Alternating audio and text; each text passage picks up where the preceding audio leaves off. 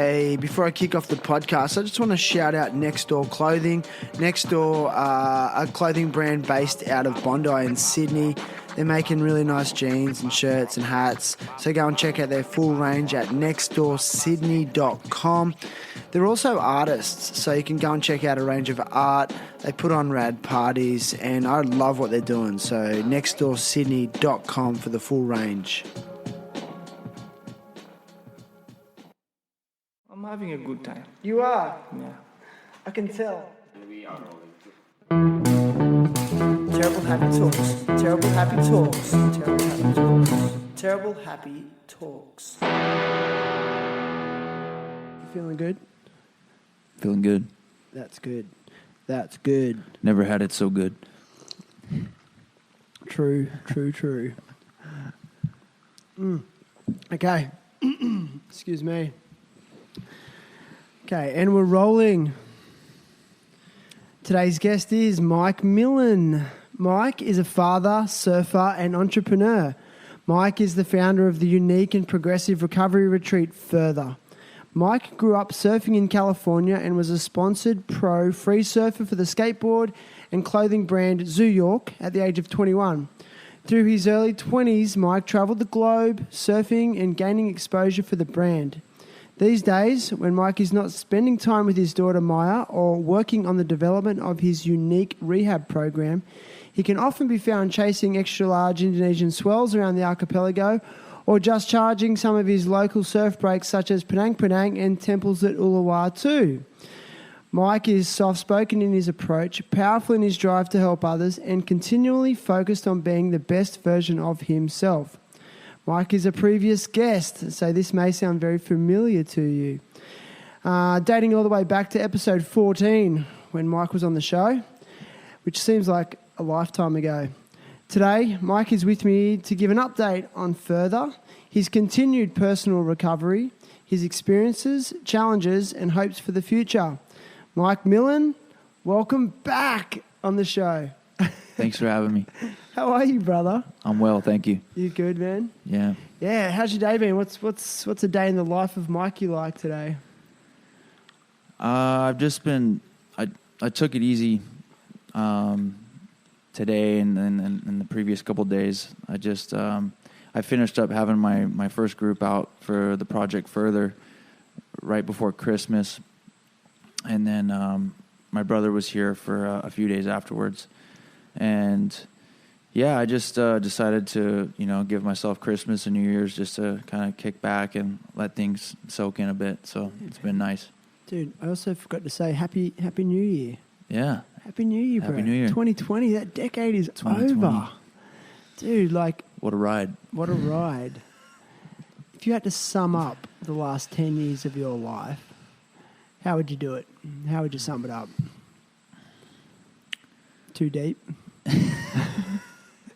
There's been so many lifetimes in the last 10 years. Why? I guess sobriety. Yeah, it's been a sobering 10 years. Has it? Is that when you got sober 10 years ago? I did, yeah, right at the end of 2009. Yeah. Coming into 2010. Yeah. Do you mind talking about what got you to that point where you had the desire to get sober? Was it a conscious choice or was it forced upon you? Well, it was the three major things that happened. I watched a friend OD and die. I was really close to. I watched my father relapse after a long period of sobriety, and he just became a different person. He became a monster. And then another thing was that I had a friend that I looked up to a lot growing up, and he was getting sober at the time, and he invited me to a 12-step meeting, and I followed him into the meeting, and that saved my life basically. Did the losing of your friend, which sounds really traumatic, would you mind going into? I know it's a heavy way to start the podcast, but would you mind going into some of the feelings and the emotions that were aroused? I know the grief is the obvious one, but what else did it did it do to you, if you don't mind me asking? Yeah, I mean, we were on similar paths. We were just in that mode of self-destruction with alcohol, with drugs, like whatever we could get our hands on. And it, when I got the news that he had passed away, it just, there were so many different emotions that came up. It was confusing, but then again, it was also kind of like, it wasn't that much of a surprise because of the path we were on. Like, I had almost died myself a couple of times. I was doing things like mixing cocaine and Seroquel and ending up in the hospital, with heart palpitations. And that was one experience, like just doing really stupid, self-destructive things.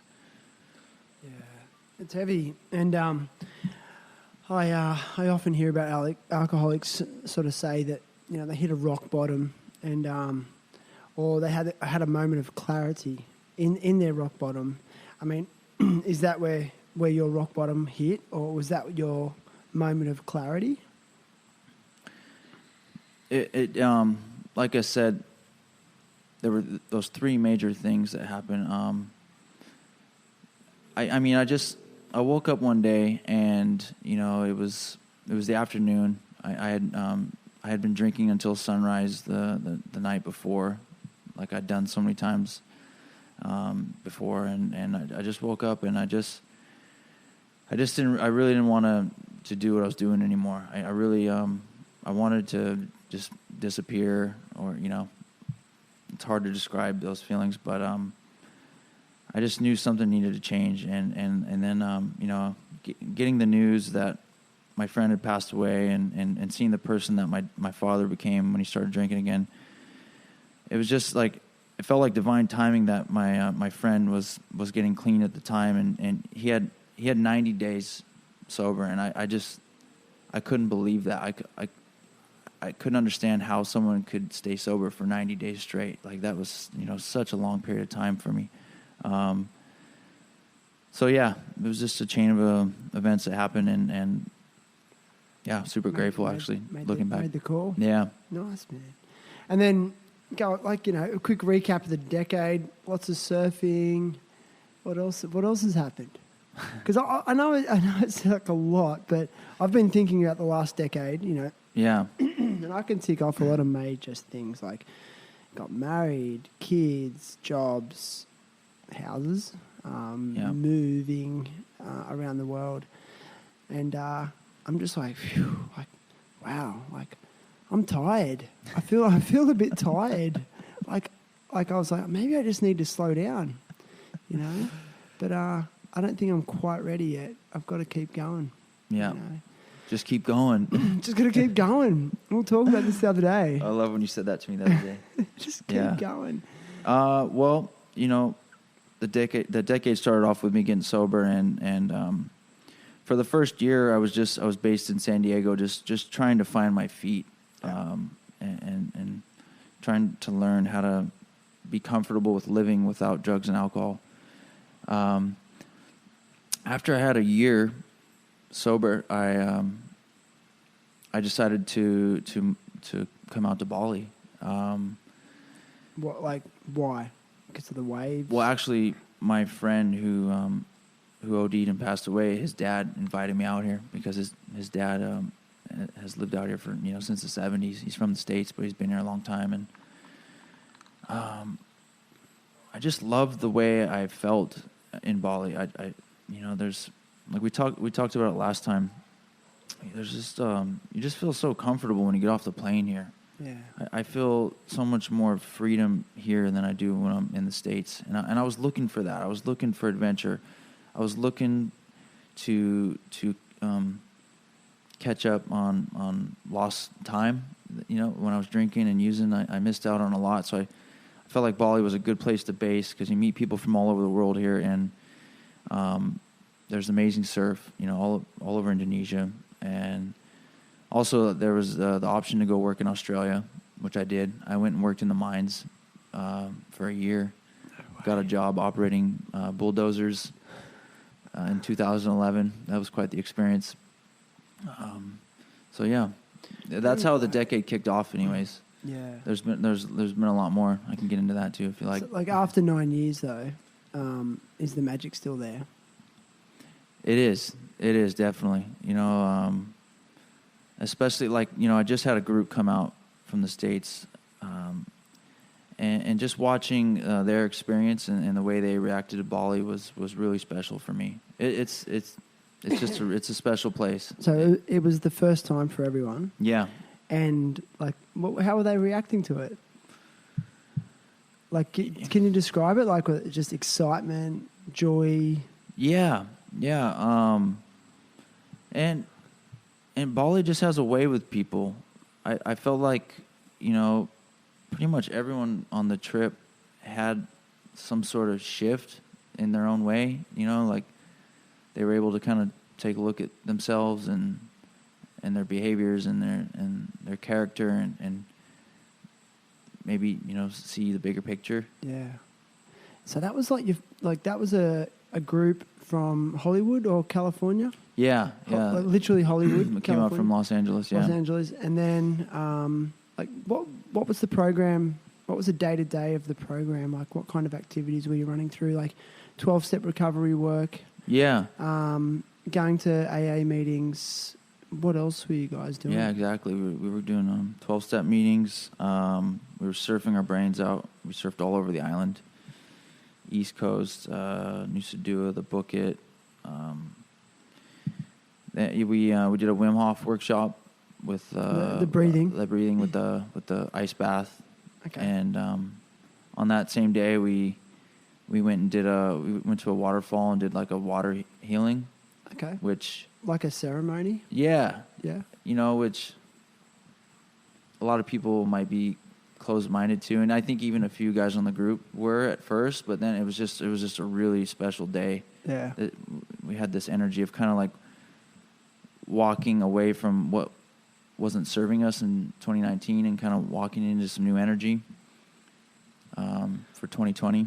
Like a great way to start the new yeah year. Yeah. It was incredible. Yeah. I'm so big on like starting the new year right. Like people talk about New Year's resolutions, and like I take them really seriously. It's always been a new beginning for me every year. I think it's because my birthday's in January as well. I kind of feel like it's a new year. I'm another year older, literally at the start of the year, and so I really set strong resolutions. And I have this thing. It could be a little bit superstitious, but if I don't start my new year right, I feel like you just set a tone, but for so many years of my life, I was starting my new year completely wasted, either drunk or on drugs, and that's how I was starting my years. That was my new beginning, like every year, and it's like that saying goes, like, same old behaviours, same old thinking, same old results. And I was getting the same old results every single time. Nothing changes. Nothing changes. If nothing changes, nothing changes. And now, like, my New Year's Eve was like spending time with the kids and the family, and then we had some friends come over. They left at like 6 p.m. Had some dinner, bathed the kids, and then I was like doing Wim Hof breathing on my balcony at 8:30 p.m. That's great. Did that for half an hour, held my breath. Longer than usual, and then I was in bed by 9:30. Read a little bit of a book, The One Straw Revolution. If you hear about it, read it. Epic book. And it's awesome. And I woke up the next day feeling strong in the morning. Yeah. And how powerful is the breathing? So I've been hitting it hard the last couple of days because I felt like I was getting sick. Yeah, right. And, so tell us about that, because you were talking about that. You said, like, I'm getting... Because there's been a lot of illness around. Yeah. I've been battling it. A lot of people have the flu and stuff, but the breathing is so powerful. Like, so can you maybe, like, for those that don't know, like, explain what you're doing when you do Wim Hof breathing? And Wim Hof is a Dutch... let's call him a Dutch creative, because he's very creative in the way he thinks. Yeah. But who sort of discovered it and masterminded it. So what is it? It's amazing because it's so simple. I just do. Usually I do like 3 rounds of 30 breaths, but the last couple of days we've just been doing like 4 rounds of 40 breaths because I felt like I was getting sick and I wanted to oxygenate my system. So yeah, it's like I felt like I was kind of like maybe getting a flu or something, and after I do a session of breathing, the feeling it goes away. It's like I don't have the body aches anymore. The kind of scratchy throat goes away, and then I've been backing it up and going and hitting the ice bath, like 2 or 3 times in the last couple days, and I feel great right now. Oh, dude, there's these sausage fly. It's sausage fly season, and I think one was just biting me. Did you just get bitten by sausage fly season in Bali? Ant. But oh no, should I turn the lights off? Should we do this in the sheer dark? It's all good. Sorry, dude. But yeah, so I'm happy to report that I'm feeling good. It's like it's super empowering to realize that we don't have to get sick if we do the work. It's like and Wim Hof has done things like get injected with E. coli, in a lab and hasn't had any symptoms. I know, and he climbed Mount Everest in a pair of shorts. Yeah. I mean, and then he swam under the ice in the Arctic for 50 meters in a pair of like shorts, and that was it. And apparently his retinas froze in his eyes, and he had goggles on, but his eyes froze, and that was the biggest issue he had. And not only that, with the breathing, you get to some really deep states of meditation. I've noticed, and I've experienced some of the most peace that I've ever experienced with the breathing. Yeah, I'm the same. Like, I've never been able to meditate, just going through various forms of meditation. But with the Wim Hof breathing, I get to the best and the deepest levels of meditation I've ever experienced. And I honestly feel that calmness in the mind. Sometimes it's only for a few minutes. Yeah. But you know what? Like, I'll take it. Mm-hmm. I'll take it, and it's such a relief, like, to get that peace between the ears.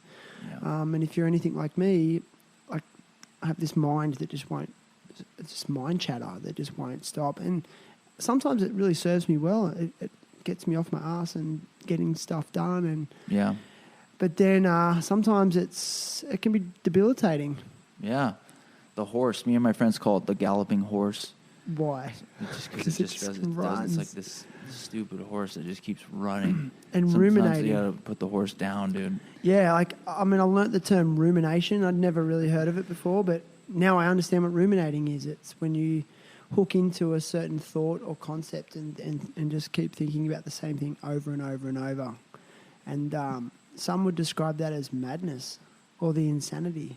But I see so many people doing it, mm-hmm. whether they're alcoholic, non-alcoholic, addicted to something or not addicted. I think it's the human nature. Our brain is a problem-solving tool. Definitely. It's looking to solve problems and protect us and predict. And I read a thing recently about, back when we were cavemen in the primal times, our stressors that we had coming at us were things like we had to watch out for saber-toothed tigers and stuff like that. Yeah. And they were the things that would keep us alert. Our other stresses were things like finding food and water and shelter. And if we didn't have those things, there was stress in our life. Yeah. But now in modern times, we have stressors coming at us all the time. Like every time we hop in a car on a freeway doing 100 kilometers an hour, we could die at any second because it's stressful. We don't realize it. Especially in Bali, when you're on a motorbike every day and you've got scooters coming at you from all directions. Yeah. Then there's the complexities of relationships. There's job stress. There is this impulse to try to keep up with technology and the use of it and the stimulus that just comes from that, Mm-hmm. So we've got a plethora of new stressors that we never used to have, and genetically we're not adapted. We're not able to manage it. And well, we do, but it's not sustainable. Our body just keeps shooting adrenaline through our bodies. The adrenal gland. Fight or flight. We're in fight or flight. We get the adrenal gland working constantly, and then you get adrenal fatigue. And then we start looking for ways to manage that. And a lot of the times, drugs, alcohol, it could be addiction to consumerism, food, sex, all those things, TV, mobile phones, Yeah. And then we crash and burn, so. Totally. And in my case, my mind will create problems. It has in the past. Yeah. And that's been a big pill to swallow. Like, what do you mean it'll create problems? Well, you said it's a problem solving mechanism, but in my case, like, because of the trauma I experienced in childhood, stressful situations felt comfortable for me. That felt like home, and I didn't even realize I was doing that. I'd create stress in my family dynamic, or even in just my day-to-day life. So yeah, that's been a big one. Yeah, it's an interesting point. I've been told the same thing. For some people, it can be a comfortable place because it's familiar. So if you grew up in, I guess, unstable circumstances. Yeah. That's like those neurological pathways are mode, and you're programmed that way. Mm-hmm. And it happens when you're a kid or even a baby, And unfortunately, trying to function like that as an adult doesn't really work out, does it, as much? So no. It's really interesting that you said that. Yeah. Yeah, it's been a wild ride. Realizing that I've created a lot of unnecessary stress in my life, and I think what it goes back to is being in this place of not loving yourself, because if you don't love yourself, you're gonna cause yourself harm. And I mean that's I'll speak for myself. I've caused myself a lot of harm, and I haven't been aware of it. So these days it's like in the past I would be in a place where okay, things are going good, and I'm gonna do something to fuck it up. It's weird, like self-sabotage. Completely. So stepping out of that and trying to just be more loving towards myself in general. Like, I don't need to create stress and okay. Well, how do you be more loving towards yourself? What are some things you do? Like, what are some strategies for that? Well, like, even in sobriety, I've done things like just drink too much coffee. It's almost like it's self-harm. It causes anxiety when I drink too much coffee. I get clammy hands. I'm not really nice to be around. You get edgy. Yeah. So just kind of like backing off from that sort of behavior and maybe having a smoothie or something instead, like a nice substitute. Yeah. What about like self-talk? Yeah. Yeah. Like we can be addicted to emotions too, right? Yeah. Like self-talk's a big one for me. I know, like that noise in my head will just go straight to, you're not good enough, you're hopeless, you're stupid, you're dumb, you're useless. I don't know why it does that. It just does. But I'm trying to change that. So I hear those things in my mind sometimes, and then it's like, no, I'm not. I'm not those things. I'm this. I'm that. I'm a father. I help people when I can. Yeah. I relate stuff to like that. Like, so I'm looking like starting to change that view or that self-talk, because it is powerful. Because it's like the saying goes, like your thoughts become your. I forget how it goes. Like your thoughts become your words. No, Your thoughts become your words become your actions become who you are, become your character, or something like that. Something like that. I think Gandhi said it. I don't know. He said so much good shit. I don't know. I've probably seen it on a meme on Facebook too. I don't know. But it's like, it's really true. Like, I think it all starts there. Yeah. And then it just radiates out of you. Totally. I relate to the self-talk a lot. And, you know, along with Wim Hof's work, I've really been diving into Dr. Joe Dispenza's work. Yeah, what's that guy about? His work is very inspiring and powerful. It's been a game changer for me recently, because for example, like, you know, in my relationship, and this has happened, you know, a couple times. Like my partner has become like my higher power in a sense. If they're treating me well, I'm having a great day. If they're not treating me so well, then I'm having the worst day ever. So his work has allowed me to not let my environment affect the way I feel so much. When those thoughts start creeping up, you know, you're a piece of shit, and you're not worthy. You know, like I'm not embracing that as much as I used to. Yeah. Because it's not loving to me. And I've been so unloving to myself my whole life because of, you know, my childhood, and that's what I was taught. My parents, you know, God bless them, they never got to a place of learning how to love themselves, and that's what I was taught. So, yeah, it's been really powerful. Sounds like it, man. Sounds heavy, but it sounds like when I listen to you say these things, like, it's very rare that I meet someone who's so self-aware and willing to talk about it, and that in itself is really healing to other people, if you ask me, because it takes a lot of courage to delve into self-awareness. It's scary, man. Like, you start digging up stuff from the past. It's like a lot of people spend their whole life avoiding that shit, you know. Totally. And so if you start confronting it, yeah, there's pain there. But I feel like there's healing and there's magic, and then it's a step towards like leading your best life, as opposed to like carrying this shit around for so many years, and it impacting and on your decision making and your behaviours, and then you end up hurting people around you, and then the cycle continues. So it's respect, man. Like, it's been inspirational to me, like hanging out with you. Like, I love that stuff, and it's just also, you've also motivated me just to keep like I said it the other day, like, just got to keep going, like.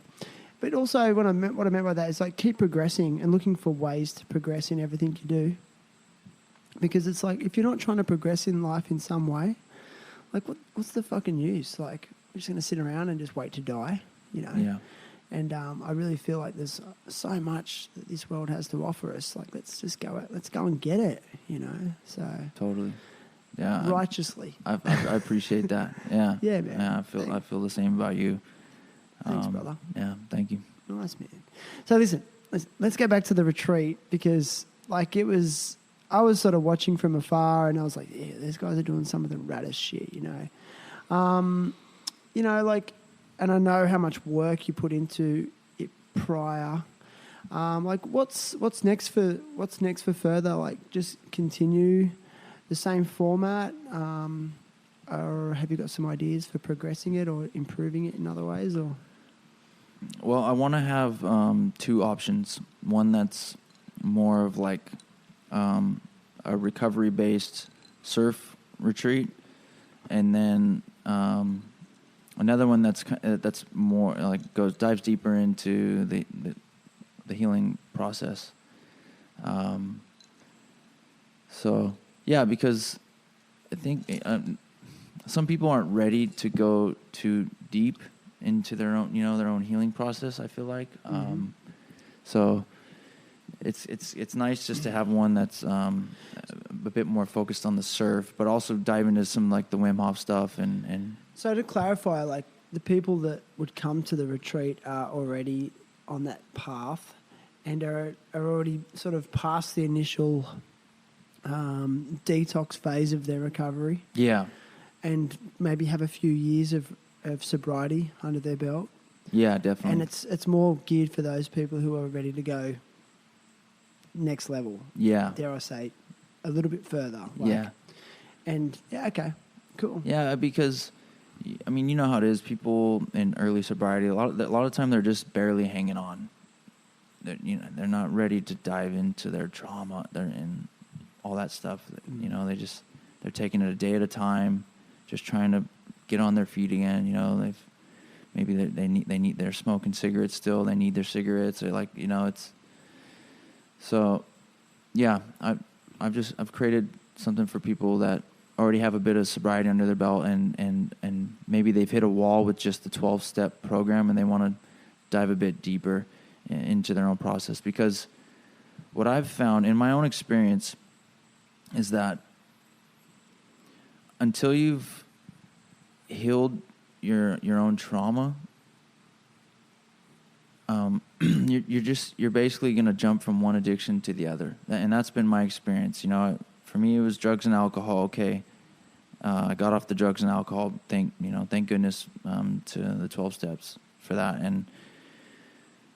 But then there was, you know, I've had so many other addictions, and we talked about this last time a little bit. You know, sex addictions, food, you know, what like coffee and sugar, and then emotional addictions, and it's been a very eye-opening, painful journey. But you know, I'm happy to say that I feel like I'm the most healed that I've ever been in my life right now. I don't feel like I have any addictions, and for me, that's amazing to be able to say that. Wow. Right now. But that's because I've always been a bit of a seeker, and I've done everything possible to heal the trauma, the stuff that happened in childhood. And I see it all the time. You know, I have a friend who, you know, he's been sober a long time, and he's dealing with some other addiction issues, and it's because he hasn't focused on the trauma. That's what I really feel like. You sort of haven't got to the core of it. Yeah. So, and it's like when I, you know, and some people would disagree with me, especially in the recovery circles, but like when I'm sitting in a 12-step meeting and you know, they go around and everyone says their name, like, hey, I'm John and I'm an alcoholic or whatever.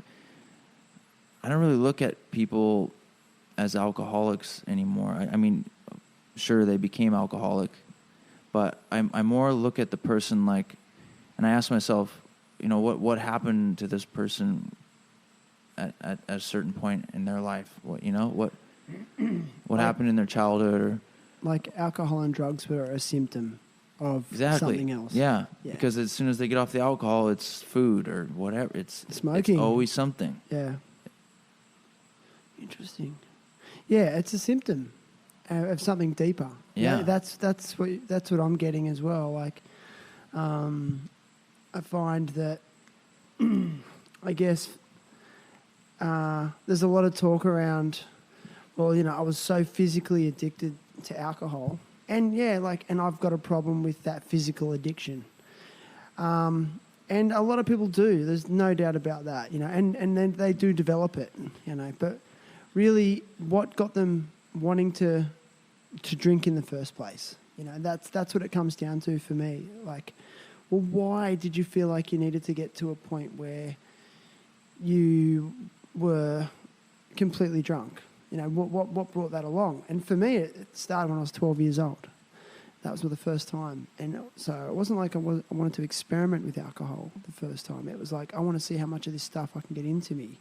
And the second I felt that feeling of just like relaxation, relaxed, couldn't feel my legs a little bit, and out of myself, confident, able to talk, relaxed, like I just felt this weight just fall off me, even as a 12-year-old.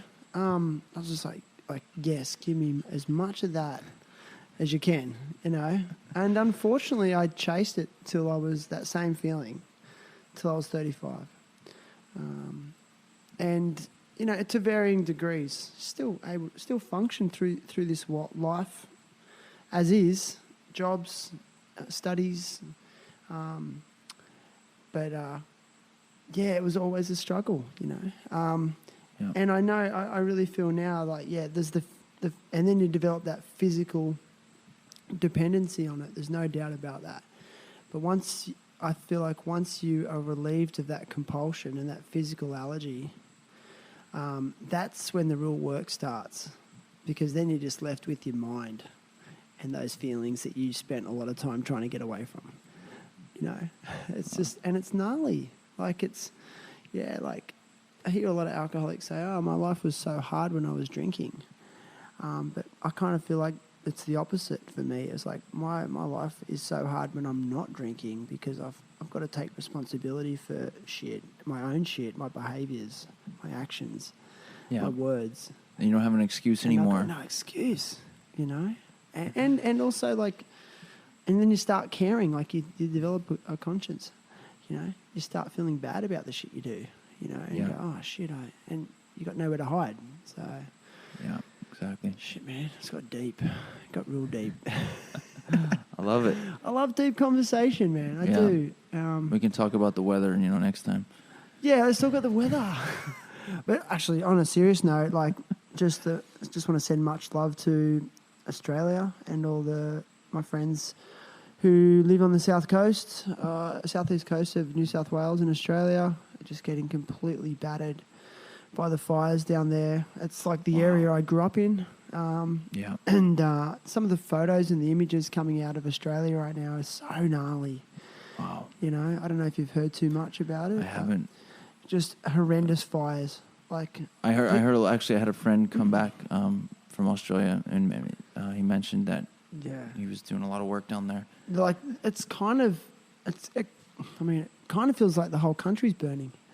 You know, there's fires everywhere, and some areas are more concentrated than others. But there's people losing houses, lives, just displaced, and these fires are just so full on and big. You know, the fire services are just really just harm minimising. That's all they can do. They're not actually beating the fires.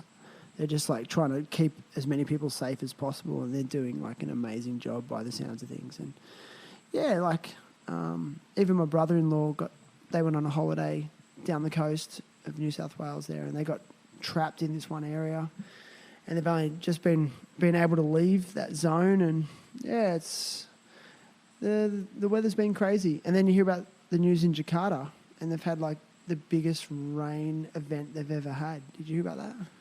I'm so out of the loop. Huge rain event and flooding, and I don't usually keep up with the news too much, but because of the stuff going on in Australia, I've just trying to keep my ear to the ground a little bit, because it's literally brutal, close to home. Yeah.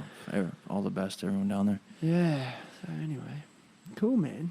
So, listen, Mikey, do you want to talk about something like less serious, like surfing, dude? Tell me. What session? Have you had any good sessions lately? Where you been surfing? Man, to be honest, surfing's on the back burner a little bit. It is, but I had one really special session recently with my brother. Okay. On the East Coast. It was only me and him out. Sheet glass, just trading barrels. Nice. We were just screaming. How come it was just you two? It's just one of those spots. Why? That no one else wants a bar of? And it's just not that many people know about it, and it's kind of like a challenging wave. I like how humble you are. Yeah, it's kind of like a challenging wave. It is. It's like it's a heaving. It's slab. A head high wave, but it has little man syndrome. This wave has little man syndrome. It's like the gnarliest head high wave I've ever surfed. Why? Because it's a slab. It's square. Yeah, it's a slab. Nice. Just about every wave spits. Nice. But it was a really special moment because my brother hasn't made it out here to visit me much in the nine or so years that I've been out here, and we were just screaming like, dude, Yeah. finally, we've been talking about this for years. Yeah. It was just me and him out, and it was an evening session too. This beautiful sunset. Yeah, that was a special one. Nice, man. Some serious bonding going on. Yeah. Because, like, I guess, like, surfing with your brother has been a big part of your story, hasn't it, over the years? Yeah. Nice. Yeah, I mean... Because he charges. Yeah. Is he still surf a lot in California? Yeah, he still he surfs, quite a bit, but he's focused on a stunt career. Oh, no way. Right now, so... In Hollywood? Yeah. No way. Does he get much work, or...? Yeah. Yeah, he's chipping away. He's doing well, and he's always been a daredevil. Yeah. Super brave. Nice. He doesn't mind, Is beating up his body. Is he a little He was a guy? skater too, like you. Yeah, right. Yeah. I met your brother once. He seems like he looks so fit. Yeah. He's a bit of a little guy. Like he's just a nugget. Isn't Yeah. He's always been a beast. Has he got little man syndrome? He's not that little, but No, he's not that little. Yeah. I'm little. I've got little man syndrome. no, he's I mean, not only with surfing, I mean that hasn't been our only like connection with each other. We've also, we've walked through a lot in family life and recovery, and he's openly he's open about his sobriety and recovery. So we've really we've become a lot closer. And, we used to fight a lot like brothers do when we were younger, and we were super competitive. But as we've gotten older, we've really had to stand by each other. And he's like my best friend. Right. He's my best friend in the world. We talk almost daily, so Nice, man. I feel really thankful to have him That's in right. my life, even though we're on the other side of the planet from each other. Yeah. You both know where you come from, and you know what you've been through. I mean, Yeah. that's only, you only have that with brothers and sisters and cousins. Sometimes they're the only people that really know you. They know your background. They know why you are the way you are. Yeah. Where you've come from. Like, what's at your core. Even if you have really good friends later on in life, it's just still not quite the same. They haven't been at the awkward Christmas dinners, and they haven't, Yeah, exactly. been at the funerals and all the stuff that goes along with being related to people. Yeah. Yeah. And we've followed such similar patterns, as far as like family life, and yeah, it's been good to have him there with some of the things I've walked through in life, and same for him, Yeah. So he's chasing the whole Hollywood dream. yeah, Is he? Yeah. As an actor or stuntman or both? yeah, both. No way. Yeah. Because I watched half of this movie last night called Once Upon a Time in Hollywood. Oh wow, I'm about to watch that too. Yeah. Yeah. Is it good? Well, so far so good. Yeah. Like it's a little bit slow, but like Brad Pitt, the character, and he's a stuntman in Hollywood. For this actor, and sort of hangs out with this famous actor as his stunt double, and also like chauffeur and whatever else. And yeah, it's interesting. It'd be so tough to make it there. Yeah. What do you think keeps him going to chase that dream? Is it because he's based in Hollywood and? Yeah, he's based in Los Angeles, and he's always been like a performer, and an entertainer. Like he's really good at doing like impersonations and yeah, I don't know. I see him doing well with it. He's just got to keep going. He's got to keep going. Keep chipping away.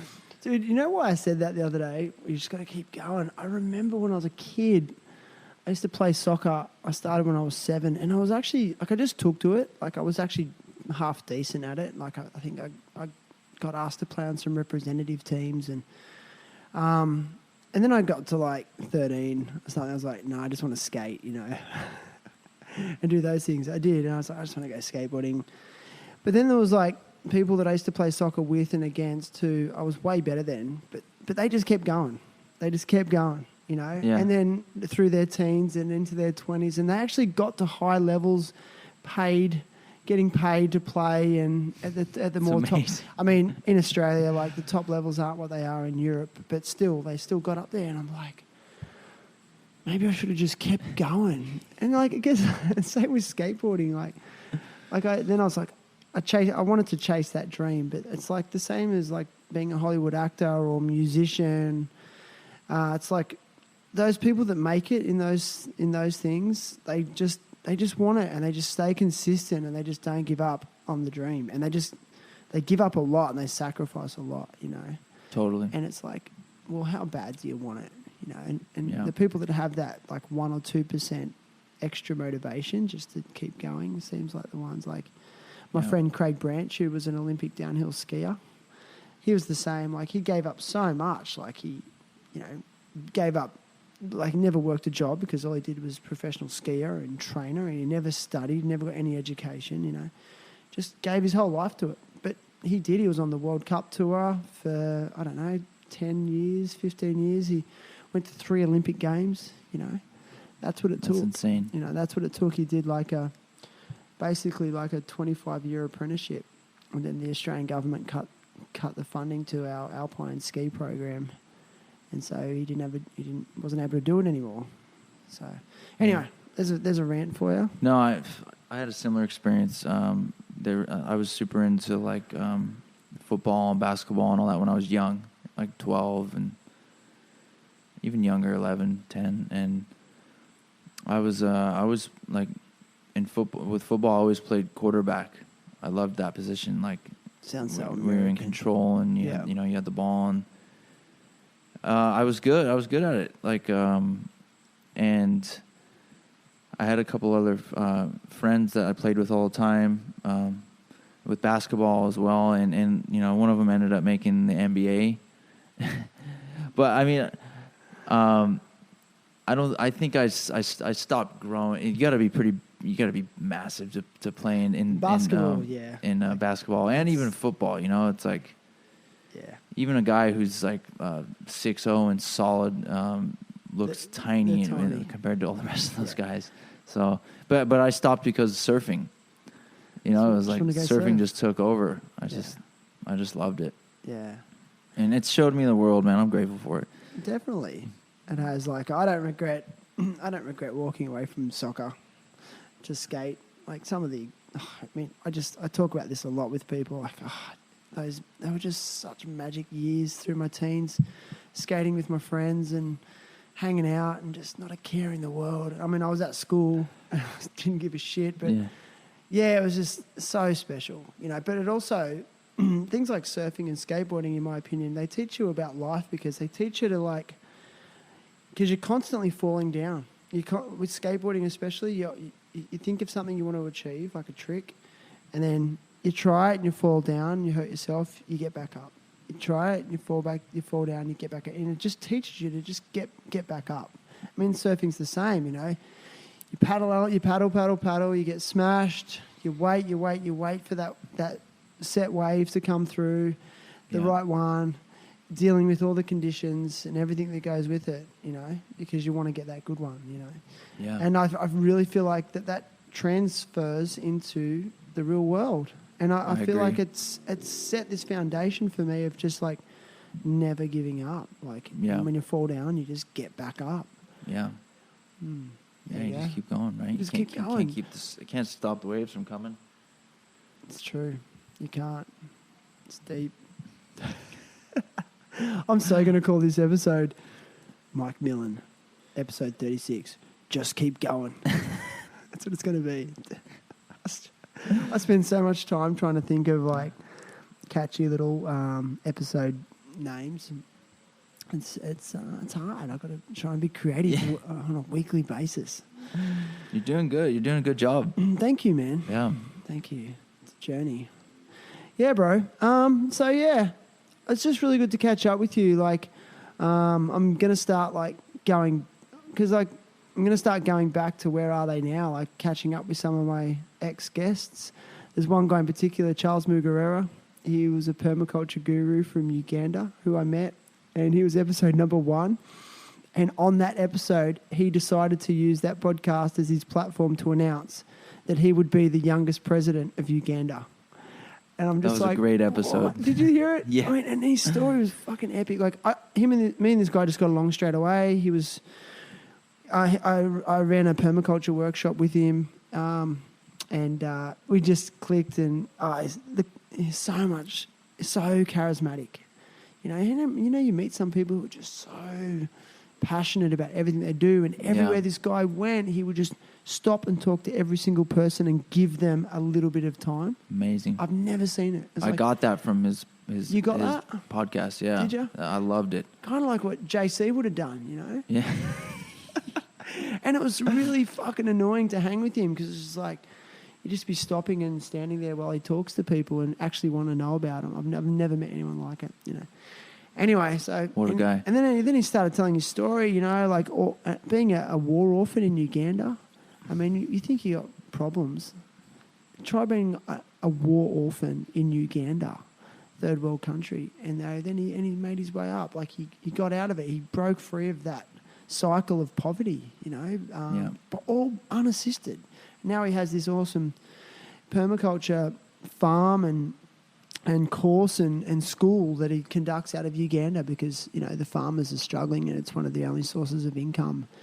And they need sustainable ways to farm so they can feed each other, not because they want to make money, just so they can feed each other.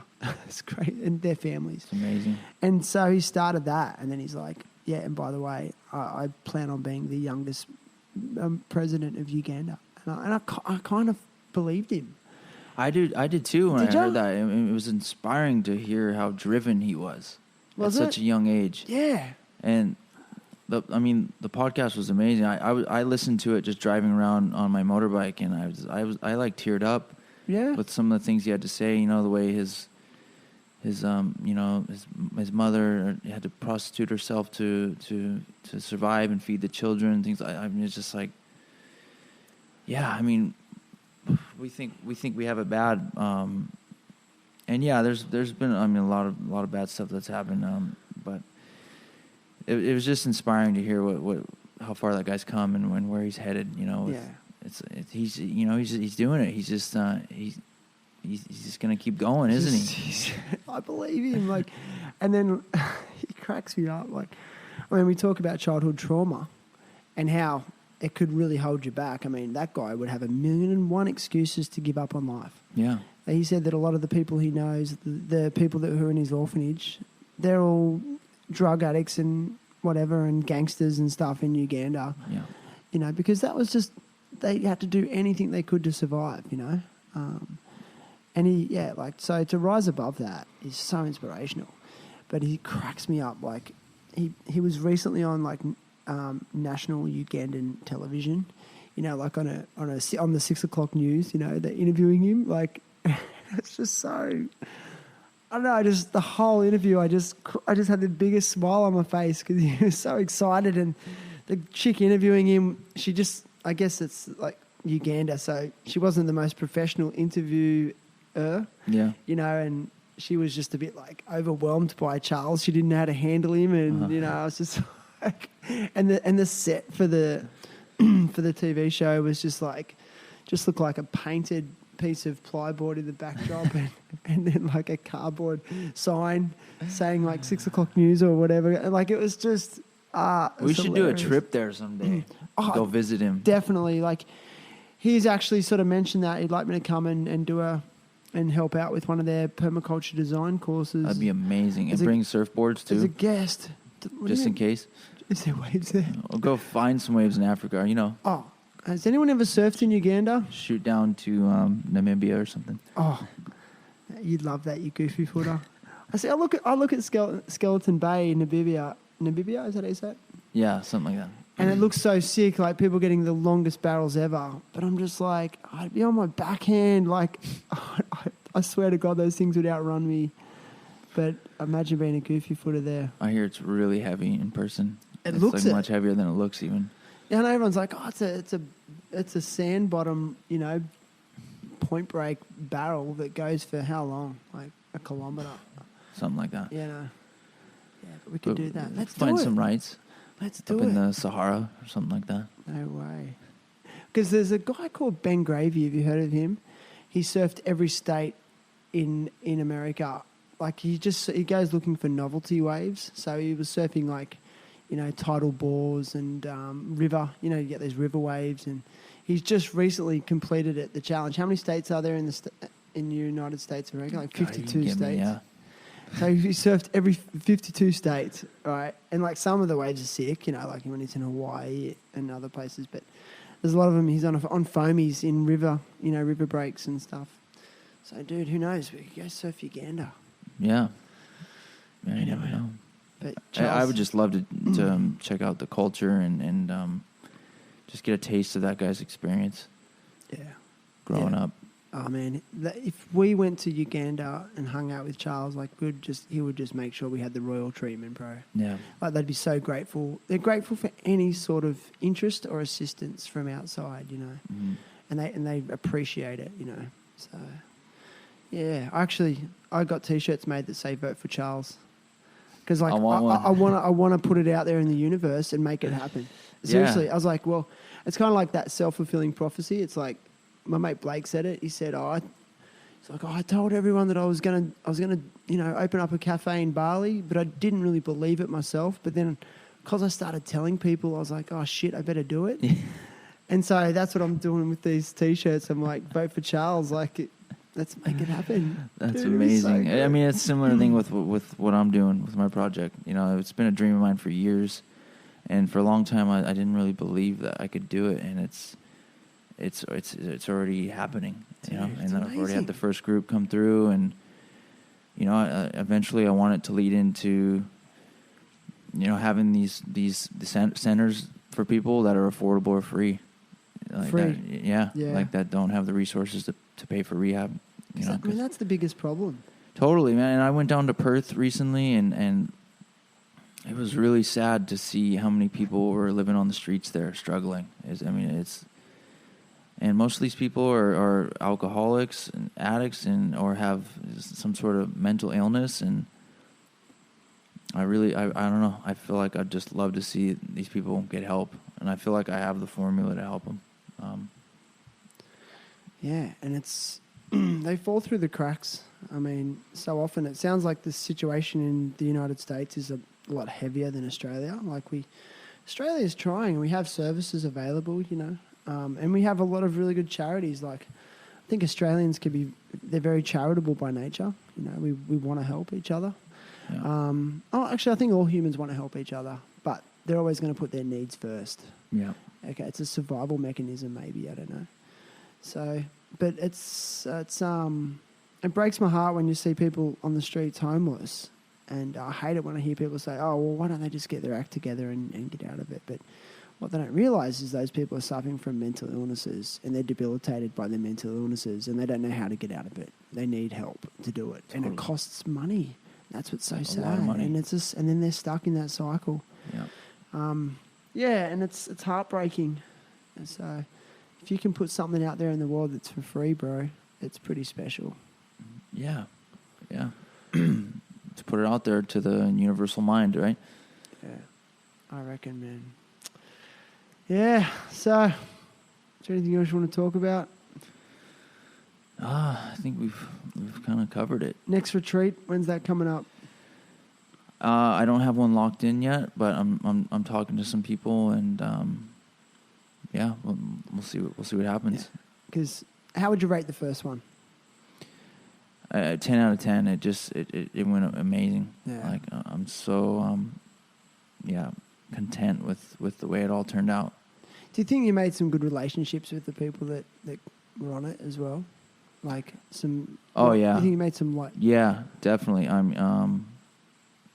There were some really inspiring guys on the trip, and I think they'll be friends for forever.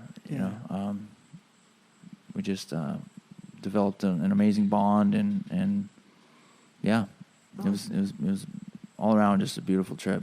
That's right, man. So Yeah. good. Yeah, man. Well, listen, I've got something for you.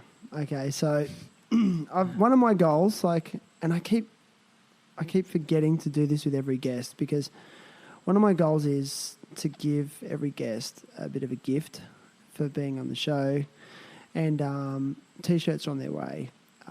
And, you know, I'm doing the best I can. I'm fully self-funded, self-supported, self-taught. I do every aspect of the podcast, from the recording to the editing to the social media posting to the website that's about to launch next week. And so I'm starting in a humble way, and I've got a sticker for you.